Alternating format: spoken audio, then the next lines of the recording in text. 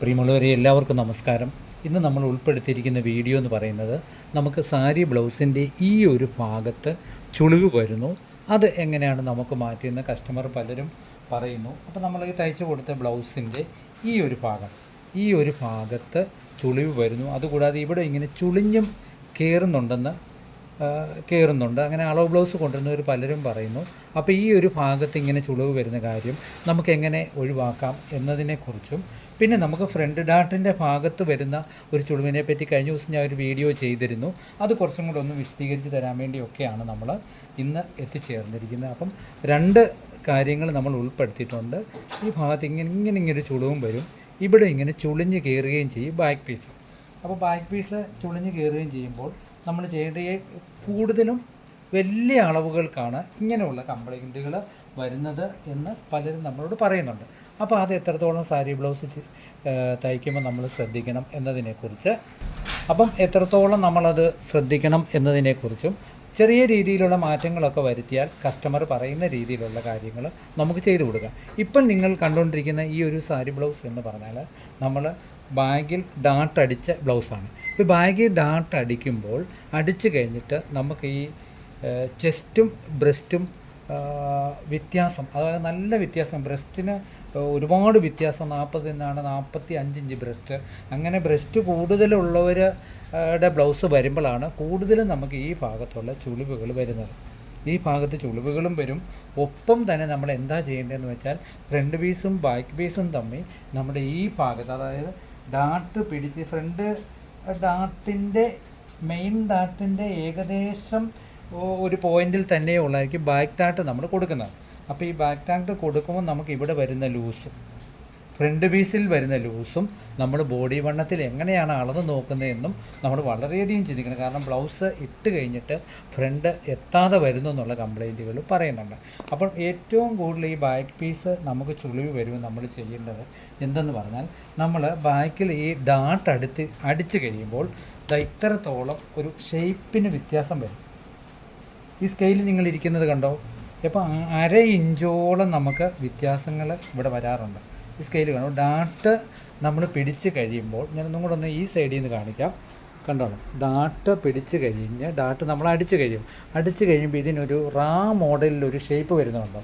റാ മോഡലിലൊരു ഷേപ്പ് ഇപ്പം നമ്മൾ ഹെമ്മിങ്ങിന് പീസ് വെക്കാത്തത് കൊണ്ടാണ് ഇത്രയും കാണിക്കുന്നത്.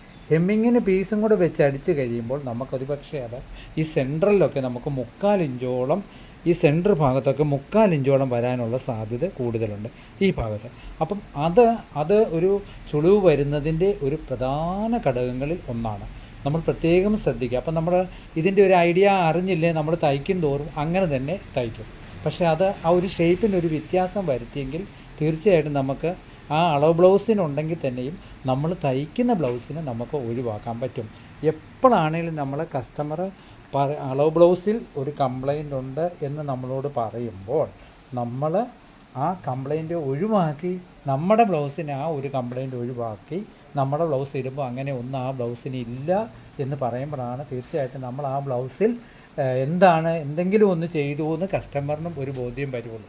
സാധാരണ ഓർഡിനറി ആയിട്ട് തന്നെ നമ്മൾ തയ്ക്കാതെ, നമ്മൾ തയ്ക്കുന്ന ബ്ലൗസിന് ഓരോ കാര്യങ്ങൾക്കും ഇവർ കംപ്ലൈൻറ്റ് പറയും, ഞാനിടുന്ന ബ്ലൗസിൻ്റെ ഈ സൈഡ് വശം ഭയങ്കര ചുളിവാണ്, എന്തെങ്കിലും ഒന്ന് ചെയ്തു തരാമോ, ഒന്ന് നോക്കുമോ തയ്ക്കുമ്പോൾ എന്നൊക്കെ കസ്റ്റമർ നമ്മളോട് പറയുമ്പോൾ നമ്മൾ ഏറ്റവും കൂടുതൽ ചിന്തിക്കണം. അപ്പം സത്യത്തിൽ ഈ കംപ്ലൈൻറ്റ് പറയുന്ന ബ്ലൗസുകളാണ് നമുക്ക് കൂടുതലും പഠിക്കാനുള്ളത്. അപ്പോൾ എന്താണ് അങ്ങനെ വരുന്നതെന്ന് നമ്മൾ ചിന്തിക്കുമ്പോഴാണ് നമുക്കത് മാറ്റാൻ പറ്റുന്നത്. അപ്പം നിങ്ങൾ ഇതുപോലുള്ള ബ്ലൗസ് വരുമ്പോൾ ആദ്യം ചെയ്യുന്നത്, നമ്മൾ ഇതുപോലെ തന്നെ ഡാർട്ട് അടിച്ചതിന് ശേഷം ഹെമ്മിങ്ങിന് പീസ് വെക്കുന്നതിന് മുന്നേ നമ്മൾ എന്താ ചെയ്യേണ്ടത്, ഈ പീസ് ഇതുപോലെ മടക്കിയിടണം. ഇങ്ങനെ മടക്കിയിട്ടിട്ട് ഇങ്ങനെ ക്ലിയർ ചെയ്യണം. ഇതുപോലെ സ്കെയിൽ വെച്ച് നമ്മളിത് ക്ലിയർ ചെയ്യണം. അപ്പോൾ നമ്മൾ സ്കെയിൽ വെച്ചിട്ട് ഇതുണ്ട്, ഇപ്പോൾ ഡാർട്ട് അടിച്ചപ്പോൾ തന്നെ ഏതാണ്ട് ഈ എൻഡിലൊരു 3/4 ഇഞ്ചിൻ്റെ വ്യത്യാസം വന്നിട്ടുണ്ട്. ഇങ്ങനെ സ്കെയിൽ വെച്ച് നമ്മളിത് കറക്റ്റ് ചെയ്ത് എടുത്ത് കളയണം. ഈ കറക്റ്റ് ചെയ്ത് നമ്മൾ ഈ 3/4 ഇഞ്ച് എടുത്ത് കളഞ്ഞാൽ ഒരു കാരണവശാലും നമുക്ക് അളവ് ബ്ലൗസിൽ ഇതുപോലൊരു കംപ്ലൈൻറ്റ് വരത്തില്ല. ഇത്രയും പീസിൻ്റെ 3/4 ഇഞ്ചിന് വ്യത്യാസം വന്നു. 3/4 ഇഞ്ച് ഡാർട്ട് നമ്മളിങ്ങനെ 3/4 ഇഞ്ച് ഈ സെൻറ്റർ ഡാട്ട് കഴിഞ്ഞുള്ള ഭാഗം ക്ലിയർ ചെയ്ത് കഴിഞ്ഞിട്ട് നമുക്ക് എങ്ങനെയെന്ന് നോക്കാം. കണ്ടോ, കൃത്യമായി തന്നെ ഇത് നേരെ ഇരിക്കുന്നു. നമുക്ക് സ്കെയിൽ വെച്ച് നോക്കിയാൽ തന്നെ നമുക്ക് അറിയാൻ പറ്റുമല്ലോ എത്രത്തോളം കൃത്യമായിട്ട് ആ ബ്ലൗസിൻ്റെ അടിഭാഗം ഇരിക്കുന്നതെന്ന്. അപ്പം നിങ്ങൾ ഇനി ഉള്ള സമയങ്ങളിലൊക്കെ ഇതുപോലെ കംപ്ലൈൻറ്റുകൾ വരുവാണെങ്കിൽ നമ്മൾ ആദ്യം തന്നെ നമ്മൾ ബാക്കിൽ ഡാട്ട് അടിക്കുന്നു. ഇങ്ങനെ തന്നെ ഡാട്ട് അടിച്ചിട്ട് ടക്കടിച്ച് ഇങ്ങനെ വെച്ച് കഴിഞ്ഞിട്ട് ഇതുപോലൊരു സ്കെയില് സെൻറ്ററിൽ നിന്ന് കൊടുത്തിട്ട് ഇങ്ങനെ വെച്ച് ഇത് ക്ലിയർ ചെയ്യണം. ആ പീസ് ഈ ഭാഗത്തുനിന്ന് നമ്മൾ എടുത്ത് കളഞ്ഞില്ലെങ്കിൽ തീർച്ചയായിട്ടും നമുക്ക് ബ്ലൗസിൻ്റെ ഈ ഭാഗം, അതായത് നമ്മുടെ ഇതുണ്ടോ ബാക്ക് പീസിൻ്റെ ഈ ഒരു ഭാഗം വരും, ഈ ഒരു ഭാഗത്ത് നമുക്ക് ചുളിവ് വരും. ചുളിവ് എന്ന് പറഞ്ഞാൽ ഇവിടെ ഇങ്ങനെ ചുളിയും. ഈ ചുളിവ് മേളിലോട്ട് കയറിപ്പോയാൽ ഒരു പക്ഷേ അവർ വലിച്ചിടുമ്പോൾ ഇത് മേളിലോട്ട് കയറിപ്പോയാൽ എന്ത് പറ്റും, ഫ്രണ്ട് പീസ് മുന്നിലേക്ക് താഴാനുള്ള സാധ്യത കൂടുതലാണ്. അപ്പോൾ നമ്മുടെ മെയിൻ ഡാട്ടിൻ്റെ ഫ്രണ്ട് വശത്തെ അളവും നമുക്ക് മാറിപ്പോകും. അത് പ്രത്യേകം നിങ്ങളൊന്ന് ഒരു ഓർമ്മയിലിരിക്കണം. ബാക്ക് പീസ് കയറി വരുമ്പോൾ അവർ ബ്ലൗസ് ഒന്ന് കയറ്റിയിട്ടാൽ നേരെ ഈ ഷോൾഡർ ഫ്രണ്ടിലോട്ട് വരും. കപ്പ് സൈസ് കൂടുതലുള്ളവരായതുകൊണ്ട് 100% ഫ്രണ്ട് താഴോട്ട് വലിയാനുള്ള സാധ്യത കൂടുതലാണ്. കൂടുതൽ ഇങ്ങനെ ഫ്രണ്ട് താഴോട്ട് വരും. മെയിൻ ഡാട്ടിൻ്റെ ചുളിവും ഇവിടെ ബാധിക്കും, ബാക്ക് സൈഡിലും ചുളിവ് ബാധിക്കും. അപ്പം ഒരു പക്ഷേ ഈ ഒരു ചെറിയ 3/4 ഇഞ്ചിൻ്റെ പ്രശ്നം ആ ബ്ലൗസിനെ മൊത്തത്തിൽ ബാധിക്കാനുള്ള സാധ്യത കൂടുതലാണ്. അത് പ്രത്യേകം നിങ്ങൾ ബ്ലൗസ് കട്ട് ചെയ്യുമ്പോൾ ഇതുപോലെ കംപ്ലൈൻറ്റ് പറയുന്ന കസ്റ്റമർക്ക് തീർച്ചയായിട്ടും അങ്ങനെ ചെയ്തു കൊടുക്കുക. നോർമലിൽ ബ്രസ്റ്റും ചെസ്റ്റും ഉള്ളവർക്കാണെങ്കിൽ അങ്ങനെ വരാനുള്ള സാധ്യത കുറവാണ്. പക്ഷേ ഇതുപോലെ കംപ്ലൈൻറ്റ് പറഞ്ഞു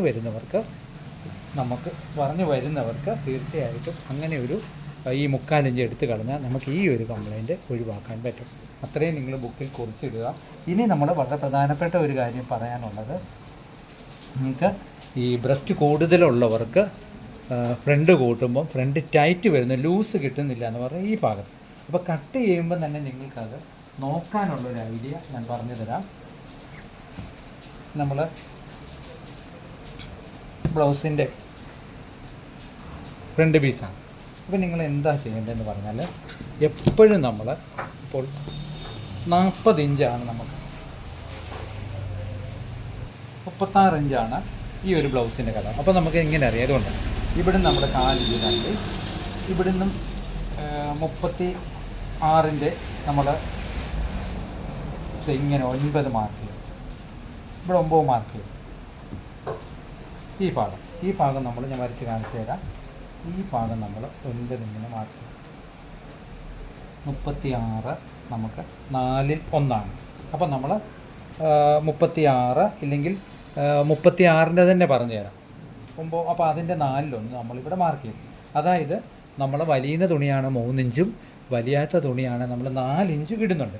അപ്പോൾ 36 ഇഞ്ച് വണ്ണം ഇടുന്നത് ഒരു പക്ഷേ 32 ഇഞ്ച് ബോഡി വണ്ണം ടൈറ്റ് ഉള്ളവർക്കാകാം, ഇല്ലെങ്കിൽ 33 ഇഞ്ച് ബോഡി വണ്ണം ടൈറ്റ് ഉള്ളവർക്കും ഈ 4-ൽ 1 വരാം. അപ്പോൾ എപ്പോഴും 4-ൽ 1 എന്ന് പറഞ്ഞാൽ നമ്മൾ പ്രത്യേകം നിങ്ങൾ ഓർക്കുക, മറന്നു പോകൽ, ബോഡി വണ്ണം ടൈറ്റ് വണ്ണത്തിൻ്റെ കൂടെ നമ്മൾ 3 ഇഞ്ച് വലിയുന്ന തുണിയാണ്, വലിയാത്ത തുണിയാണ് 4 ഇഞ്ചും കൂട്ടി വേണം ഈ ചെസ്റ്റ് ഭാഗത്ത് ഇടാം. അപ്പം നമ്മൾ ആ ചെസ്റ്റ് ഭാഗത്ത് ഈ 3 ഇഞ്ച് ഇല്ലെങ്കിൽ 4 ഇഞ്ചും കൂടെ ചേർത്തിട്ടുള്ള 4-ൽ 1 ഇവിടെ ഇടുന്നത്. ഈ ഭാഗത്ത് ഇട്ടതിന് ശേഷം നമ്മൾ കൂടുതലുള്ളവർക്കാണെങ്കിൽ ഈ തൊട്ട് താഴെ വൈറ്റ് പീസിൻ്റെ ഇവിടെയായി ഈ ഡാട്ടിൻ്റെ ഇവിടെയുമായിട്ട് നമ്മൾ ആദ്യം ടേപ്പ് വെച്ച് അളക്കണം. എത്ര ഇഞ്ചാണ് നമുക്ക് ബ്രസ്റ്റ് വന്നത് എന്ന് നോക്കണം. വന്നതെന്നുണ്ടെങ്കിൽ കൂടി നമ്മളതിൻ്റെ അതിന് ബ്രസ്റ്റിൻ്റെ കറക്റ്റ് 4-ൽ 1 നമ്മൾ ഇങ്ങനെ അളക്കണം. ഇങ്ങനെ അളന്ന് നോക്കണം. ഇതിപ്പോൾ എത്രയുണ്ട്? 9.5.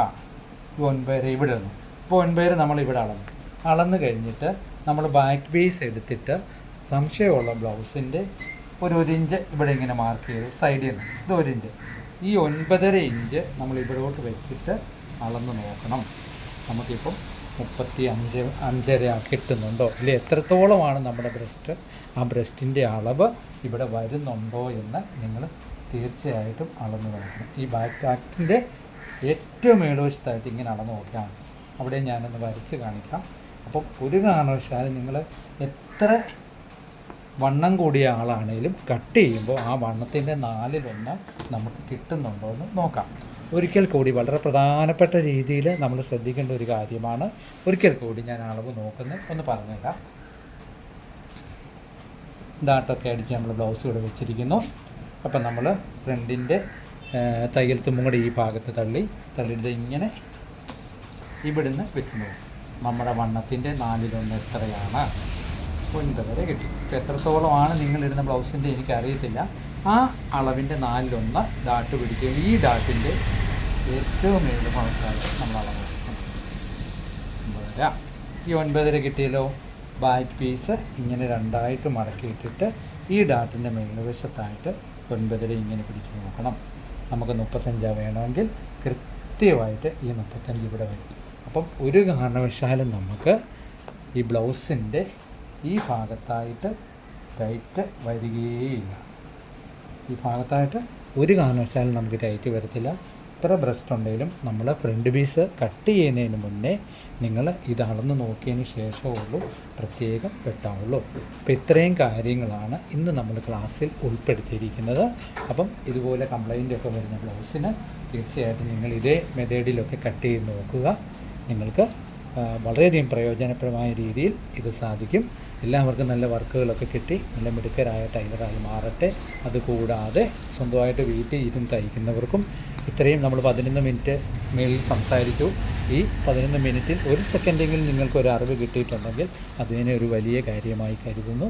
എല്ലാവർക്കും നല്ല നല്ല ദിവസങ്ങൾ നേർന്നുകൊണ്ട് നിർത്തുന്നു. Thank you.